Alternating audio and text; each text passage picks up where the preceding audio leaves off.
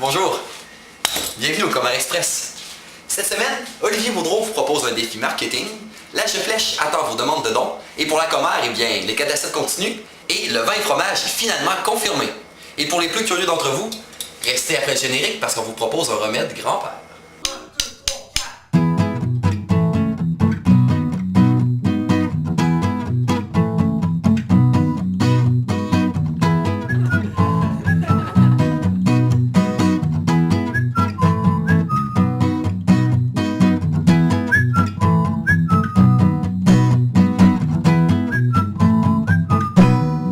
Commère Express.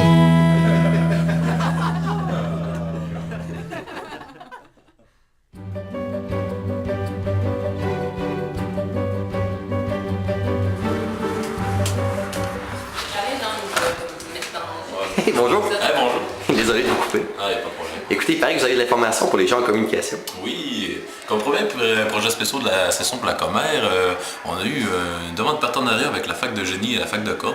En fait, la Fac de génie travaille présentement sur un projet qui s'appelle le projet Baja. C'est une compétition aux États-Unis qui consiste à construire un Baja, justement, c'est une espèce de voiture dans le désert, tout ça. Et là, on aurait besoin de gens en communication pour développer le côté marketing, le côté de la visibilité à cette compétition-là.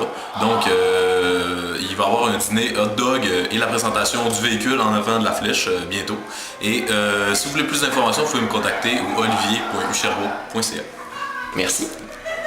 Madame Milan. Bonjour amis communs, simplement pour vous dire que vous avez jusqu'au 19 novembre minuit pour nous soumettre vos demandes de dons. Donc s'il y a un projet spécial ou une activité qui vous tient à cœur et qui touche finalement les étudiants en communication, vous avez seulement à nous écrire finalement à mon adresse courriel mylène.tremblay@ucherbrooke.ca et il nous fera un plaisir d'évaluer votre demande et qui sait, peut-être vous recevrez un beau montant d'argent. Merci! Merci, au revoir. Bye.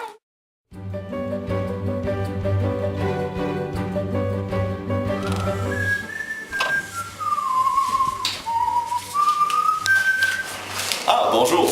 En ce qui concerne les activités de la Commère, c'est très simple. On a notre 4 à 7, encore une fois, tous les jeudis au contact. Et le vin et fromage est de retour le 26 novembre prochain à l'église Perpétuelle Secours. On va vous donner plus de détails sur le Facebook ou encore avec le prochain Commère Express pour vous dire comment acheter des billets. Les places vont être limitées. Donc, vendredi 26 novembre, c'est un rendez-vous.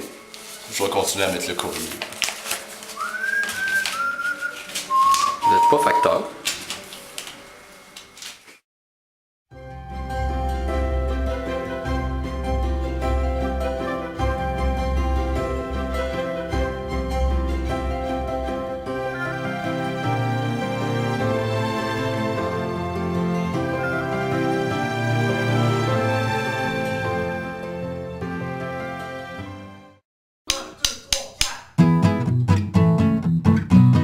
Merci! Merci, au revoir.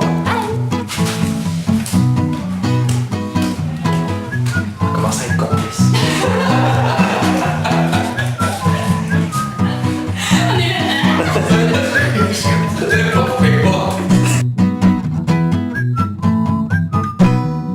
Commère Express.